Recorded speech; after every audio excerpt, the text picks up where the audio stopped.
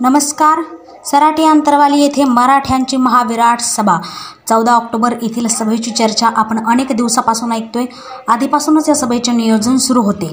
अमाप मराठी बांधवांच्या उपस्थितीत अंतरवाली येथे विराट सभा पार पडली. एकूण 150 एकरमध्ये सभेचे आयोजन करण्यात आलं होतं. प्रत्येक तळागाळातून या ठिकाणी मराठी बांधव त्या सभेसाठी उपस्थित होता. ज्यावेळेस जरांगे पाटलांचं त्या ठिकाणी आगमन झालं त्यावेळी फुलांचा वर्षाव करत त्यांचं स्वागत करण्यात आलं. त्याचबरोबर जरांगे पाटलांनी कुठल्याही प्रकारचा वेळ न घालवता सभेला संबोधित केलं.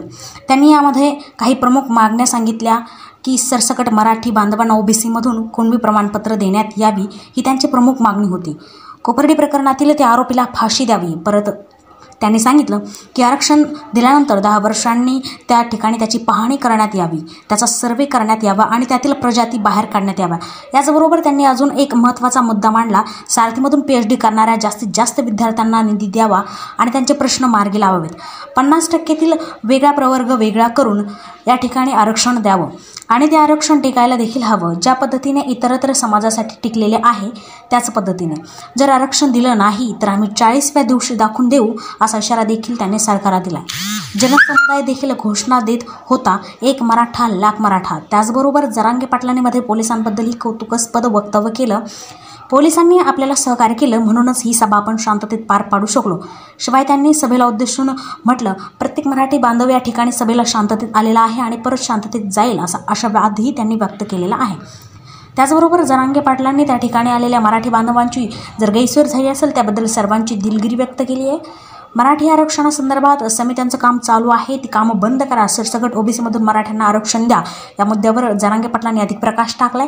त्याचबरोबर पंतप्रधान नरेंद्र मोदी, गृहमंत्री अमित शहा, केंद्रीय मंत्रिमंडळ यांना सर्वांना विनंती करत जरांगे पाटलांनी म्हटले, मराठी समाज हा सर्वात मोठा समाज आहे, या समाजाच्या हालापेष्टा करू नका अशी विनंती देखील त्यांनी केली. कायदा व्यवसायानुसार जाती निर्माण झाल्या. विदर्भातील शेतकरी असल्याकारणाने त्यांना कुणबी प्रमाणपत्र देण्यात आले होते, तेच सरसकट द्यावे. शेतकऱ्यांची, गोरगरिबांची मुलं, त्यांची शैक्षणिक स्वप्न अपूर्ण राहतात तर सरकारने तातडीने आरक्षणाचा निर्णय घ्यावा. याचबरोबर थोडीशी टोलेबाजीही त्या ठिकाणी झाली. टोलेबाजी म्हणता येणार नाही कारण जरांगे पाटलांनी आधीच्या सभेत म्हटले आहे की आम्ही कुणाच्या वाट्याला येत नाही, जे आमच्याशी नडले त्यालाच आम्ही बोलतो. जरांगे पाटलावरती आरोप करण्यात आला होता की 7 कोटी खर्च झाला, इतका पैसा आला कुठून, गाड्या वगैरे लावल्या. त्यावर जरांगे पाटलांनी प्रत्युत्तर दिले, शेतकऱ्यांच्या घामातून या ठिकाणी हा निधी जमा झालेला 123 गावांकडून, तर त्यातील एकूण 22 गावातील लोकांनी 21 लाख रुपयांचा निधी दिला. 121 गावांकडून निधी घेतला नाही कारण जरांगे पाटलांनी म्हटलं, हा लढा पैशासाठी नाही आहे, आरक्षणासाठी आणि न्यायासाठी हा लढा आहे. मुख्यमंत्री, उपमुख्यमंत्री यांनी आपल्या नेत्यांना समज द्यावे असंही त्यांनी म्हटले. केंद्रातील आणि राज्यातील सत्तेसाठी मराठ्यांचा मोठा सिंहाचा वाटा आहे असंही जरांगे पाटलांनी म्हटले. मराठ्यांना जर आरक्षण दिलं तर राज्य सरकार आणि केंद्र सरकारला जनता डोक्यावर घेऊन नाचेल असंही ते बोलले. सर्वात महत्त्वाची गोष्ट जरांगे पाटलांनी सांगितले, मराठ्यांना डिवचण्याचा प्रयत्न केला जातोय. त्यांनी या ठिकाणी शांततेच्या मार्गाने आंदोलन करायचे आणि शांततेच्या मार्गानेच आरक्षण मिळवायचे. 22 ऑक्टोबरपर्यंत जर आरक्षण नाही मिळालं तर 22 ऑक्टोबरला पुढील आंदोलनाची दिशा ठरणार असंही ते म्हणाले. सरकारने येथे आलेल्या मराठी समुदायाच्या भावना लक्षात घेऊन त्यांना 10 दिवसात आरक्षण द्यावे. जर 24 ऑक्टोबरपर्यंत आरक्षण मिळालं नाही तर मनोज जरांगे पाटील टोकाचं उपोषण करणार आहे असाही इशारा त्यांनी सरकारला दिलाय. ते म्हणाले, एकतर माझी अंत्ययात्रा निघेल नाही तर मराठी आरक्षणाची विजय यात्रा, शिवाय माघार घेणार नाही. सरकारचा मराठ्यांना फोडण्याचा फुटीर धोरण बघून त्यांनी मराठ्यांना सांगितले की कुठलाही उद्रेक नकोय, फक्त आणि फक्त शांततेचाच मार्ग. त्याचबरोबर सरकारवर खरमरीत टीका करत जरांगे पाटील म्हणाले, जिथे सरकारचं डोकं बंद पडतं तिथे मराठ्यांचं डोकं सुरू होतं. सभेदरम्यान जरांगे पाटलांनी म्हटलंय की त्यांचं फेसबुक अकाउंट देखील या ठिकाणी बंद झाले अशी माहिती त्यांनी दिली. पण सभेच्या अखेरपर्यंत ते त्यांच्या मागणीवर ठाम होते. जोपर्यंत आरक्षण मिळणार नाही तोपर्यंत 1 इंचही मागे हटणार नाही.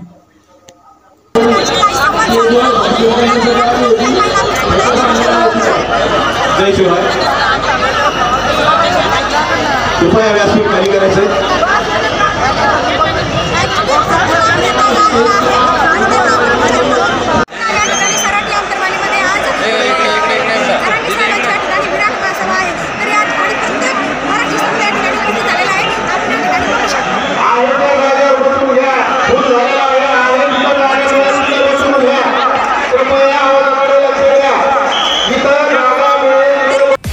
अपराध को देंगे मुंह तोड़ जवाब, हर बेरोजगार को देंगे सरकारी नौकरी, हर गली में रखेंगे पुलिस वाले, न होगी बेरोजगारी, न होंगे अपराध। प्रॉपर्टी माफिया को करेंगे खत्म।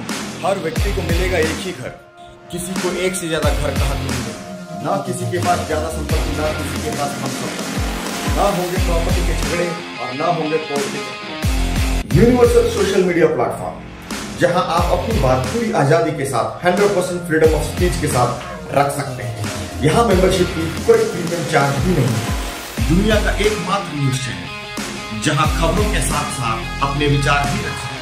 आप अपनी हर खबर आप अपने पर्सनल न्यूज पेज पे आप पब्लिश कर सकते हैं। और अगर आप अपनी बात रखना चाहते हैं, अपने विचार रखना चाहते हैं, तो वो आप अपने पर्सनल ब्लॉग पेज पे आप पब्लिश कर सकते हैं, सिर्फ UCPvoicenews.com पे।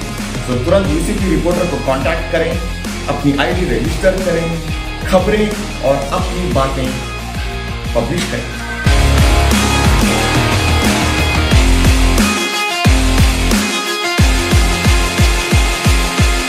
खबर के लिए बने रहिए UCP वॉइस के साथ। UCP वॉइस, देश की आवाज।